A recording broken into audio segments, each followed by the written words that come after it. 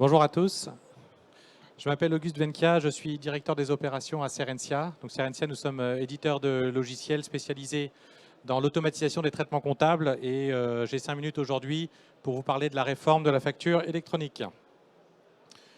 Alors première remarque, cette réforme s'inscrit dans un cadre mondial. Il y a une tendance mondiale qui a été enclenchée par des pays qui avaient du mal à collecter la TVA et donc cette mouvance est en train de se généraliser.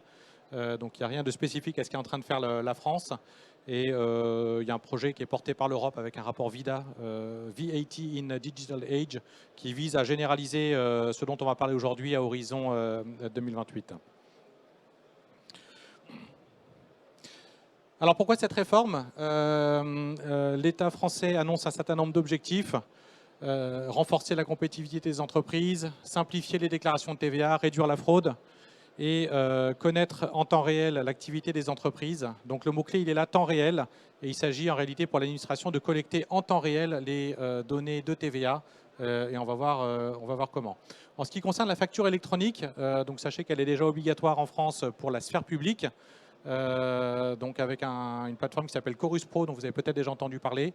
Donc là, il s'agit de généraliser la facture électronique à l'ensemble des assujettis à la TVA et d'aller un peu plus loin que la facture électronique. On va voir qu'il y a un mécanisme de e-reporting. Donc les grands principes, les voici. E-invoicing, donc ça concerne toutes les transactions entre assujettis à la TVA. Donc les assujettis sont dans l'obligation d'échanger des factures par voie électronique.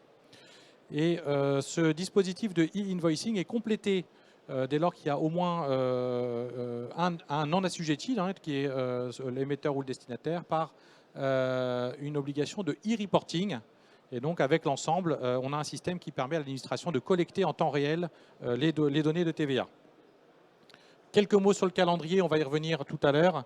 Donc on a une phase pilote qui va démarrer en 2025. Le calendrier vient d'être décalé.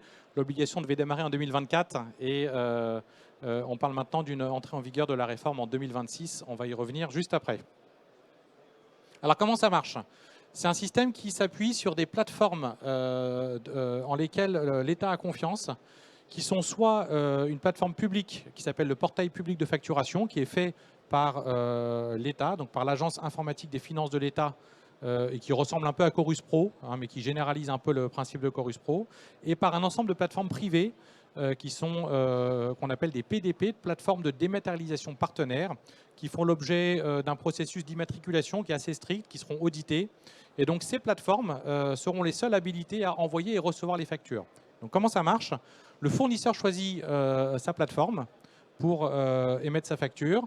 Le client choisit sa plateforme et c'est la plateforme du fournisseur qui émet la facture vers la plateforme du client et au passage extrait les données de TVA pour l'administration.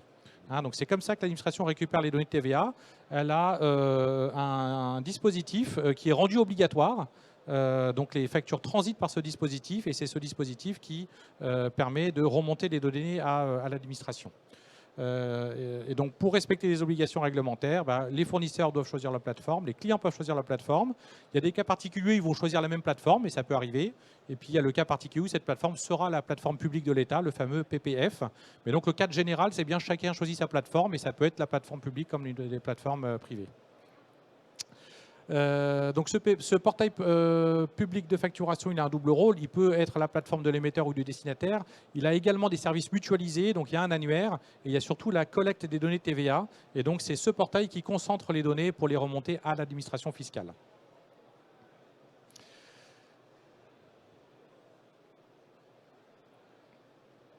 Les enjeux de cette réforme, quels sont-ils? Alors, c'est un premier enjeu déjà de conformité. Il y a une réglementation actuelle qui continue d'exister. Le cadre fiscal, il est déjà établi depuis très longtemps. Et ce qui existe aujourd'hui ne change pas fondamentalement. Ce qui change, c'est l'obligation de rentrer dans des dispositifs où les factures sont échangées par voie électronique. Sur les factures électroniques, vous avez un cadre fiscal qui s'appelle l'EDI, la signature électronique, la piste d'audit fiable. Ces choses-là continuent d'exister. Donc, ce qui devient nouveau, c'est le fait c'est l'obligation de rentrer dans le dispositif d'une part et le fait de le faire d'une certaine manière. Et en particulier, il y a des formats de fichiers et une norme européenne dont l'utilisation devient obligatoire. Pour le reste, ce sont des choses qui, par ailleurs, existent déjà depuis très longtemps et sont déployées dans un certain nombre d'entreprises. Donc, premier enjeu, conformité à la réglementation. Deuxième enjeu, gérer la bascule. Donc, ce qu'il faut comprendre, c'est que dans un temps relativement court, l'ensemble des échanges vont basculer par voie électronique, mais il va y avoir une phase de transition pendant laquelle les modes actuels vont continuer d'exister. Et donc, dans les quelques années à venir, vous allez avoir une coexistence de échanges électroniques tels qu'ils existent aujourd'hui avec les modalités aujourd'hui, de PDF qui circulent parfois par mail, de papier. Et petit à petit, va se passer le phénomène de vase communicant où les transactions vont basculer dans le nouveau dispositif. Et donc, il va falloir gérer cette bascule. Il y a un enjeu en particulier sur bien gérer les doublons. On sait que quand on met en place ce genre de système, on peut assez rapidement se retrouver dans une situation où la facture circule comme avant et puis en même temps dans le nouveau dispositif. Et donc, il va falloir être vigilant et attentif donc, sur la bonne gestion de cette bascule. Donc, qui revient à dire que parmi tous les canaux existants, EDI, PDF, papier, on va rajouter un nouveau canal qui va au départ être un canal supplémentaire, mais qui petit à petit va concentrer tous les échanges. Alors, le troisième enjeu, c'est celui de l'intégration dans les ERP, donc les systèmes comptables. Ce qu'il faut bien comprendre, c'est que quand on est rentré dans le dispositif dont je vous ai parlé tout à l'heure, le client a choisi sa plateforme, le fournisseur a choisi sa plateforme, tout circule par voie électronique. Donc là, l'administration a atteint son objectif qui est de collecter les données de TVA. Imaginez que la plateforme à l'arrivée imprime le papier et puis fasse circuler le papier dans l'entreprise. L'administration a atteint son objectif, on comprend bien qu'on n'a pas réglé grand-chose. Et donc ça va être votre affaire. Donc c'est l'affaire de chacune des organisations de régler la question de l'intégration. Et ça pose un certain nombre de questions. Je ne rentre pas là dans le détail, mais c'est un enjeu fondamental et on a beaucoup travaillé à Serensia sur cette question de l'intégration dans les systèmes ERP et dans les SI comptables. Dernier enjeu, donc une fois qu'on a géré la question de la complexité, qu'on a une stratégie pour avoir la bascule, qu'on est capable d'intégrer, eh bien, on peut voir cette généralisation de la facture électronique comme une immense opportunité d'accéder à énormément de données. Donc là aussi, je ne rentre pas trop dans le détail, mais il y a des formats de fichiers qui sont obligatoires avec beaucoup de données obligatoires, 24 au niveau de l'entête, 8 par ligne de facture. Les lignes de facture vont être obligatoires également en cible. Ça fait énormément de données et donc ces données vont pouvoir être valorisées et donc ça laisse entrevoir beaucoup de choses extrêmement intéressantes pour la suite. Le calendrier, donc Serensia se positionne comme PDP, donc on va pouvoir proposer à nos clients d'être l'une de ces plateformes, soit en émission, soit en réception, qui va leur permettre de respecter cette obligation réglementaire. Le processus donc fait l'objet d'une demande auprès de l'administration, de la dépose d'un dossier d'immatriculation.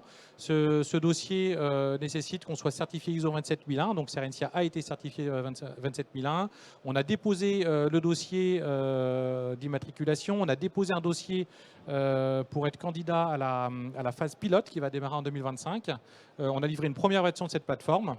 Et donc la suite, donc là on rentre dans une phase de préparation. On va pouvoir mettre à niveau les systèmes d'information chez nos clients pour préparer l'entrée dans le dispositif. Le nouveau calendrier que je vous présente là, alors il n'a pas encore été voté, il a été présenté par le directeur général des finances publiques récemment à Bercy. Il sera entériné dans la loi de finances en fin d'année. Et il prévoit une phase pilote qui démarre en 2025 et qui va être d'une durée d'1 an.